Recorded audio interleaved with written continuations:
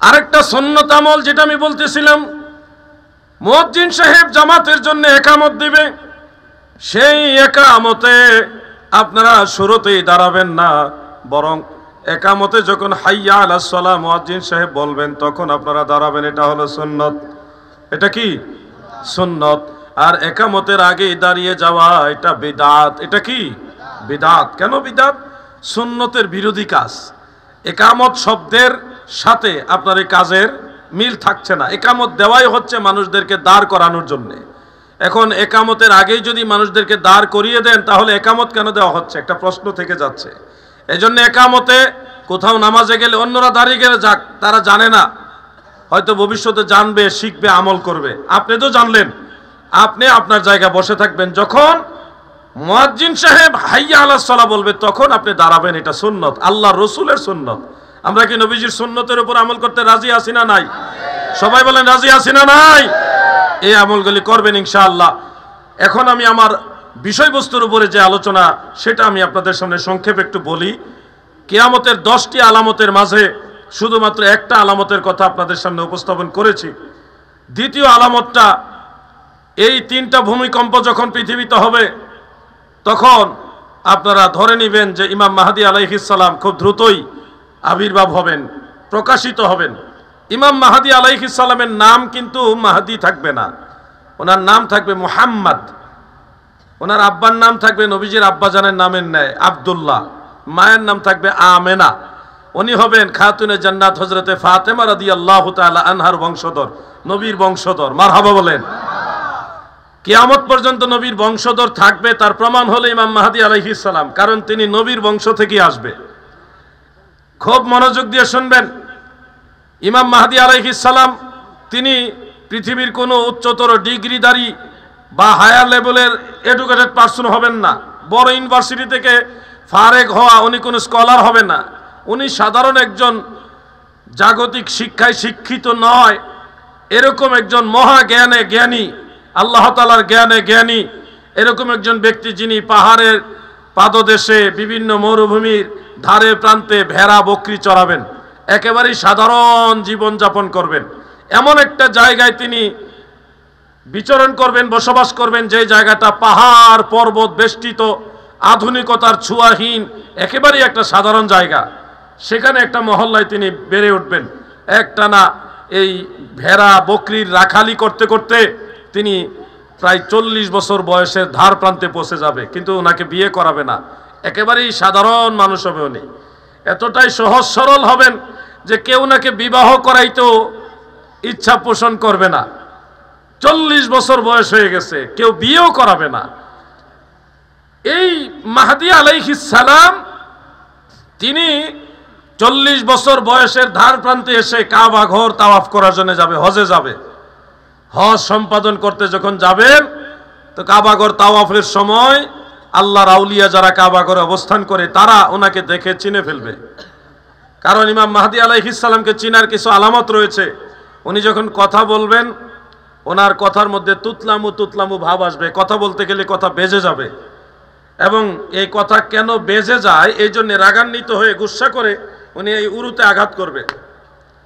এটা ওনার একটা অভ্যাস থাকবে, পবিত্র অভ্যাস। ইমাম মাহদী আলাইহিস সালামের কানের এই লতিটা তুলনামূলক একটু বড় হবে, এইখানে সামান্য পশম থাকবে। ওনার নাকের এই অংশটা খুব তীক্ষ্ণ হবে, লম্বা হবে, এই অংশটা চুক্কা হবে। এবং ওনার কপাল তুলনামূলক একটু বড় হবে। ওনার চুল থাকবে কাঁধ শুয়ে শুয়ে যায় এমন লম্বা, খুব সুন্দর সিল্কি চুল, জান্নাতি চুল। ওনার দাড়িও হবে ওরকম অনেক চমৎকার সুন্দর নুরানি দাড়ি মুবারক। এরপরে উনি যখন এই হাত ইয়ে করবে, অন্য সাধারণ মানুষের মতো হাত হবে না, ওনার আঙ্গুল এবং হাত তুলনামূলক একটু বেশি লম্বা হবে। এরপরে উনি যখন হাঁটবে ওনার সাথে হেঁটে কেউ পারবে না, উনি খুব দ্রুতগামী হাঁটনেওয়ালা হবে। যখন কেউ হাঁটবে ওনার সাথে হেঁটে কেউ পারবে না, খুব দ্রুতগামী হবে উনি। ওনার 2টা চোখের এই ব্রু এত সুন্দর হবে, এই ব্রুগুলি মাঝখানে চিকন একটা রেখা দিয়ে একটা আরেকটার সাথে এইভাবে মিলিত থাকবে। এগুলি দেখে ওনাকে আরো সুন্দর দেখা যাবে। এই সুন্দর নুরানি জেসেমের অধিকারী হবেন ইমাম মাহদী আলাইহিস সালাম। তিনার কথা বলার ঢং, হাঁটার নমুনা, চোখের দৃশ্য, চুল দাড়ি মোবারক, ওনার এই সিনাটা হবে একটু প্রশস্ত, একটু এইভাবে বড় হবে, ওনার কাঁধ হবে এরকম উঁচা, মানে একজন বীর পুরুষ। এই দৃশ্যগুলি দেখে কাবা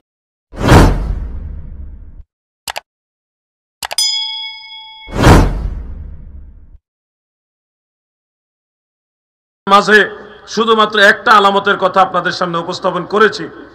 দ্বিতীয় আলামতটা, এই 3টা ভূমিকম্প যখন পৃথিবীতে হবে তখন আপনারা ধরে নেবেন যে ইমাম মাহদী আলাইহিস সালাম খুব দ্রুতই আবির্ভাব হবেন, প্রকাশিত হবেন।